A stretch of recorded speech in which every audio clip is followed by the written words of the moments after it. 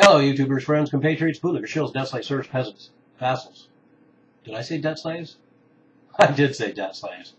Hello, I'm a useful idiot, and today I'd like to talk about rating agencies. And I know this isn't a very exciting topic for a lot of people, but I'm going to try and make it exciting because I don't usually do videos when I'm hot under the collar.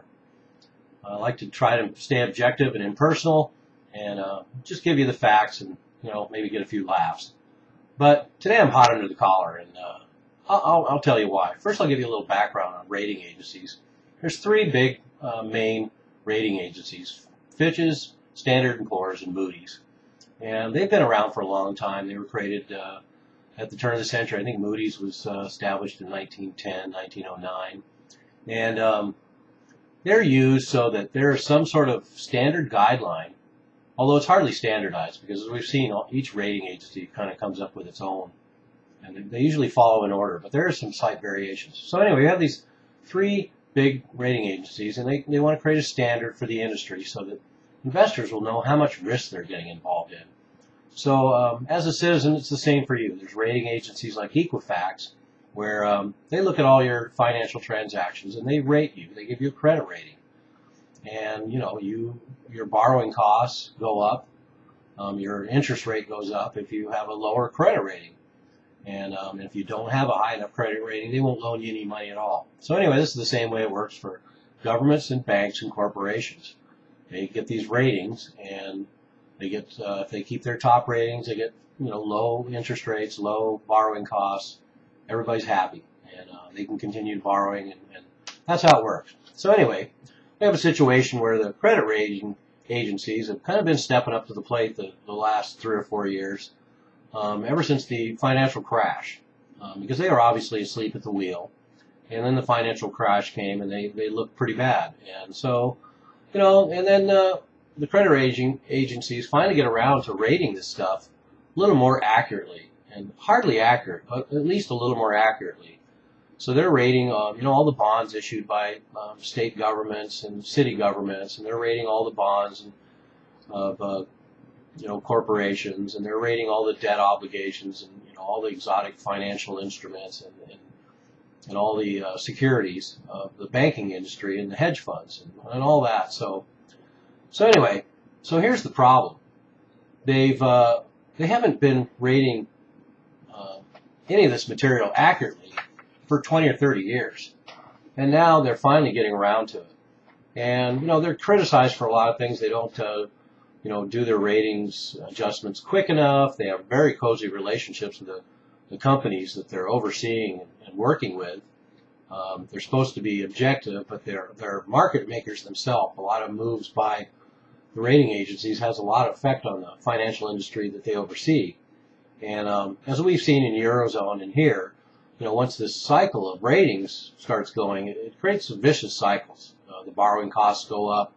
These governments and banks go deep, and corporations go deeper in debt, and the debt piles up because they're borrowing and interest rates go up. So anyway, there's the little background on the rating agencies.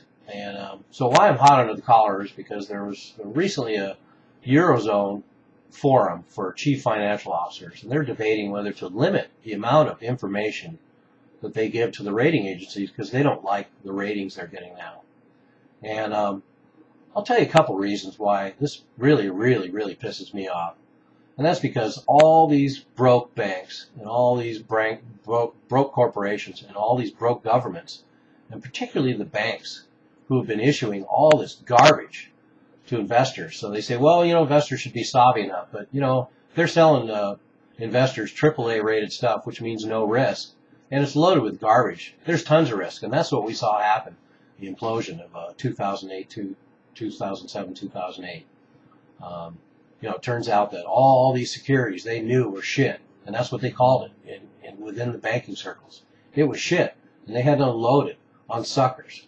So anyway, so here's all these banks, here's all these corporations, here's all these governments that have been riding the gravy train, the free ride. The rating agencies have been rating all their garbage with all its risks as AAA for 20 or 30 years. And all these governments and all these banks and all these corporations have been getting the free ride, been making lots of money off of this stuff and selling their junk. And Now, the whole economic system is clogged up with their crap and their garbage and their shit. And they knew they were selling this stuff. And now the rating agencies are finally getting around to rating this stuff down. So there's all these downgrades going on, which, like I explained earlier, makes their borrowing costs go up, their interest rates go up, and they find themselves deeper and deeper and deeper in debt. So, too bad. Fuck you. Fuck all you fuckers. Because you rode the gravy train for 20 years, didn't say a word as long as it was panning out for you.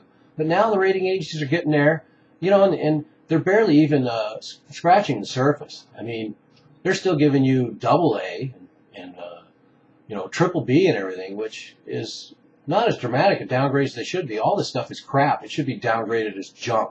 So they're still riding the gravy train, but it's not good enough for them. They want all their crap rated AAA all the time. And I want to put this to you as citizens. Okay, let's put it in terms that you can relate to.